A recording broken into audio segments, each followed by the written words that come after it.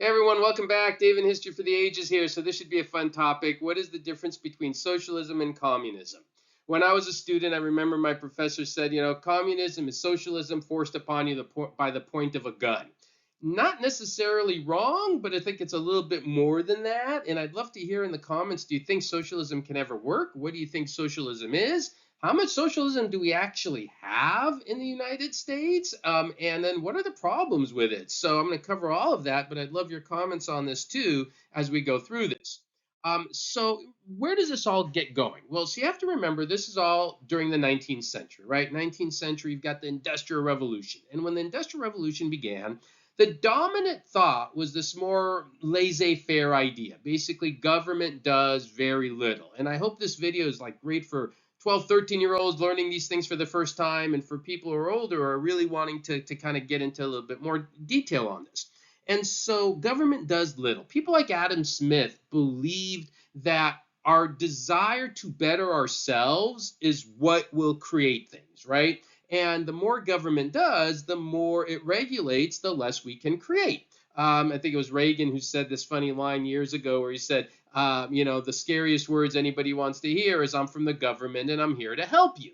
And most people, I think, understand that. In other words, if you want to open up a business, if you want to do something, if government is involved, it makes it harder. And I think that's pretty much objectively true. What is also objectively true is if you have no government involvement and no regulations, as you did very much at the start of the Industrial Revolution when you had little to none, you have 5-year-olds working in the coal mine. You have, 60, 70, 80-hour work weeks and all these other problems. So people like Henri de Saint-Simon, he's one of the people who I talk about in one of my courses who kind of promoted what we would think of as socialism, criticize that idea of their aristocracy and believe that wealth and power should be used to basically improve society, not just for personal profit that you see in this kind of pure capitalistic idea. That industry and innovation should serve the public good, right? And there were other people as well, Robert Owen and others, who basically had the same idea that industrialists would plan and organize things to help everyone. That's kind of the core idea of socialism. And to make that happen, how do you make that happen? I guess is the next question. How do you create that safety net for people and education for people, and make sure people have pensions and health care and housing? How do you make all of that happen? How does the government provide that through socialism? Well, one way it provides it through socialism is to take what capitalism produces and tax people really high. So one of the things that I'll get to with communism, in communism, there is no capitalism. Capitalism is basically not allowed. In socialism, there is this idea of free ownership, private ownership of land and means of production, but then the government comes in and taxes people at really high rates. So I have a video on the graduated income tax. If you've never seen that, give that a watch and I'll kind of explain what I mean. And essentially, if you make a lot of money, you get taxed a lot, and then the government redistributes that wealth to everybody else. That's kind of the core idea of a very heavy graduated income tax system. Other things you can labor unions and bargain collectively, all of these things to try to help the average person. That's kind of the core idea. So now, do we have socialism in the United States? And to some degree, we do. We actually do have a graduated income tax in the United States. It's not as high as some people would like it, but we do have a graduated income tax. And we have a lot of social programs where the government takes money and provides housing and education and a lot of things. The problem with socialism is what happens when you do too much of it. In my last slide, after I go through communism, I'm going to get into the problem of what you do too much. But we have some elements, and I think if we're honest, I don't think you want to live in a world with zero government regulation. Some people are saying, yeah, we want that. I'm sure some people would like that. But if you have zero and you have nothing, then you have a problem of, again, 5-year-olds working in the coal mine. If you have too much, then you've got a lot of problems, which I'll explain in my last slide. I think one problem that socialism does and big government does is it keeps people from being more generous, right?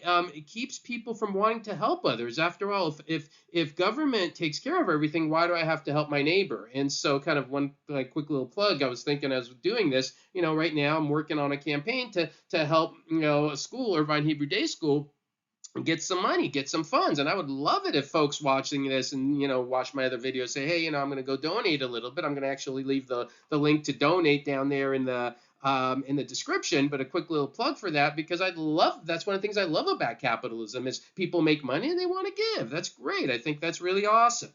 So anyways, that's essentially what socialism is about. Now, communism takes everything to a whole other level. So communism, of course, you have Karl Marx, the Communist Manifesto, also in the 1800s, right? And this is going to be much more through means of force, as opposed to something like socialism, where it's more people elect it, you have elections, people choose it.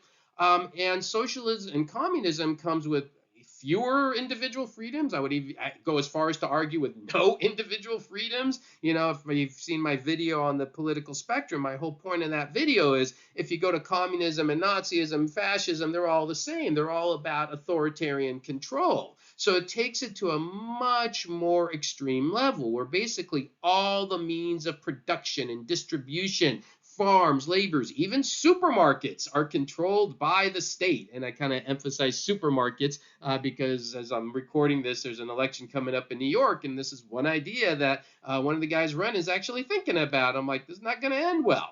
And so they want to abolish capitalism fully to create this kind of classless system, stateless system, and no classes at all, right? And to do that, if you read Karl Marx, he talks about several things. So he talks about in communism, the absolute abolition of property, right? Personal property, an application of all rents of land to public purposes. So you can't own your own land. If you have land and the land is acquiring any money, all that rent has to go to help the public. You can't benefit from it at all. So that's kind of the difference. A heavy progressive or graduated income tax is something that we see in communism.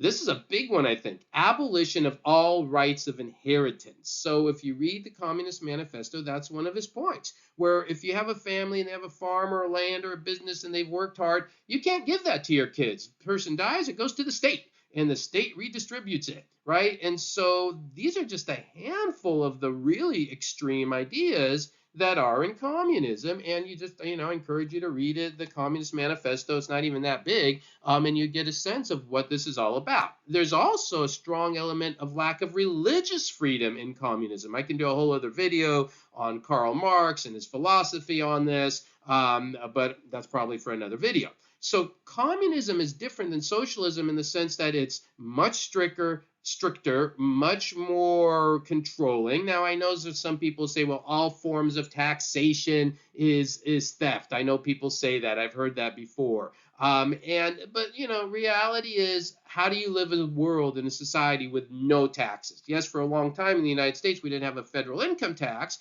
but there were taxes, right? Even if you believe in the Adam Smith model, you need something. You need roads. You need a military. You need some way to pay for this. So I don't think there's a world where you can have nothing. But what communism does is take it to that polar opposite level where they take everything and redistribute it. So then what is the problem? Even you say, okay, I get communism. That's just too extreme. And most people, I think, have the common sense. If you studied any communist regimes, it's not a good world, right? And I think most people understand that.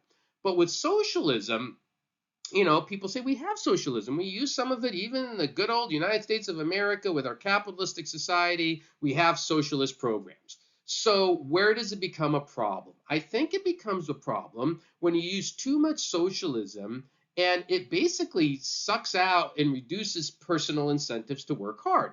After all, if the government's going to take care of me, why do I have to work? I use this as an example with my students. That's like, I'll take your exams and I'll average them all out. And, whatever the average is, that's the grade everybody gets. And the students who are going to fail go, yay. And the students who make A's are going to go, I don't like that. And eventually the students who make A's are going to stop working. Why would they work hard if they're only going to get a C for A work? So it kind of sucks and reduces incentives to work hard. I think another problem with socialism is obviously it's going to create a bigger government. You can't have redistribution of wealth without bureaucracy and big government. And so the bigger the government, the less rights individuals have. And that again goes to my whole video on the political spectrum, limiting personal rights, individual rights. I mean, one of the things I tell my students is, yeah, you could create a society with equity and everybody is the same, but to do that, you take away people's liberty because we're not all the same. Some people work harder, some are slower, some are faster, some are bigger, all of that. And I think another problem with socialism, it can also create dependency.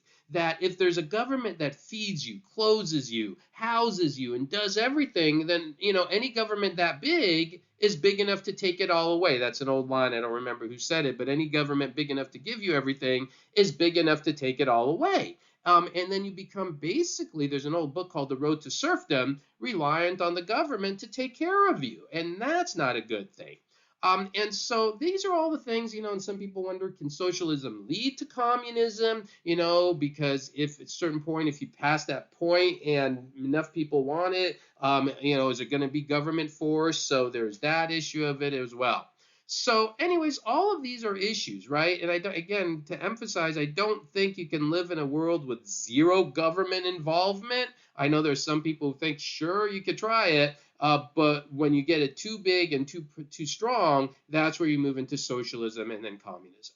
So I hope that was interesting. I hope you kind of got a sense of what socialism is, how it's a little bit different than communism. I do encourage people to read the Communist Manifesto. I think it is an incredibly extreme ideology. And that's why if you watch my political spectrum video, I have it right there with fascism and Nazism, because essentially they're all authoritarianism.